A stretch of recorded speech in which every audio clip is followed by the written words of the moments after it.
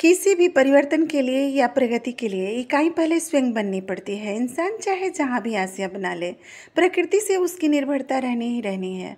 5 जून को पर्यावरण डे मनाया जाता है। इस दिन खासकर प्रकृति के हरित संचरण को सुरक्षित रखने हेतु संकल्प लेकर वृक्षारोपण आदि किया जाता है। पर्यावरण प्रकृति का हरित प्राण है। जीवन व इससे संबंधित प्रकृति का समन्वय भाव ही पर्यावरण है।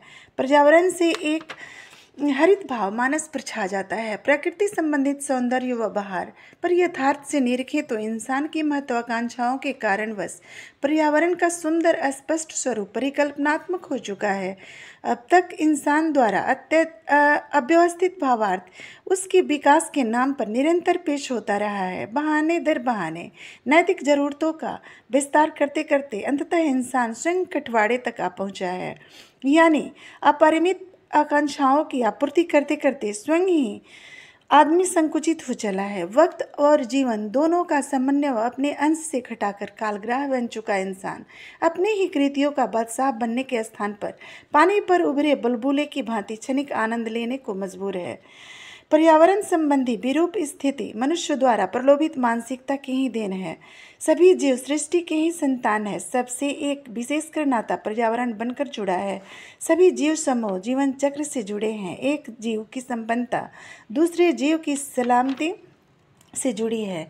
इन सब में विषमता द्वारा दुष्प्रभाव उत्पन्न होता है। इन सब में उत्तरदायी चाहे एक हो, खंडन व आपदा बराबर सबको झेलनी पड़ती है। हालांकि सुनने में तो प्रकृति एक विषयक उपमा जैसी लगती है, पर सच ये है कि प्रकृति का मौन उसकी संवेदनहीनता नहीं होती। किसी ने भरा पूरा बाग उजाड़ कर मैदान बना ली, किसी ने भरे पेड़ों को काटकर अट्टालिकाएं बना ली, किसी ने चट्टानों को धराशायी करने का प्रण ले लिया, तो किसी ने बहती उछलती नदियों को पाटे डाला।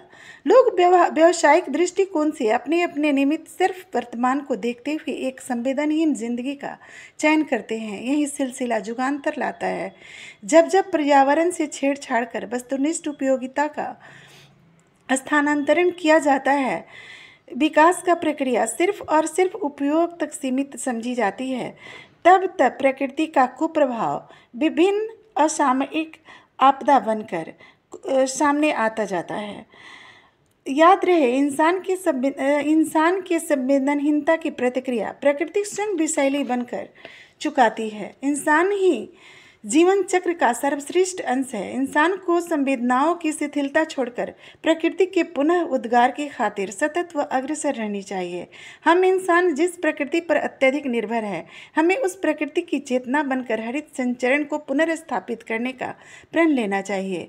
हर एक इंसान को प्रकृति के उत्थान की खातिर संलग्न रहना चाहिए। तो आइए हम सभी मिलकर प्रकृति को उसकी नैसर्गिक ऊर्जा लौटाने का प्रयास करें। हम सभी यथासंभव अपने इर्द गिर्द बाग बगीचे लगाएं।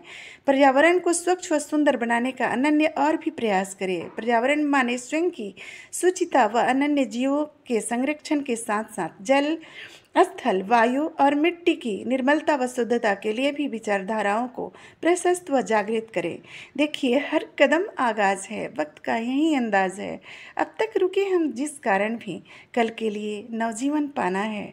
हम सभी को मानवता एक जीवन बनकर पर्यावरण को बचाना है।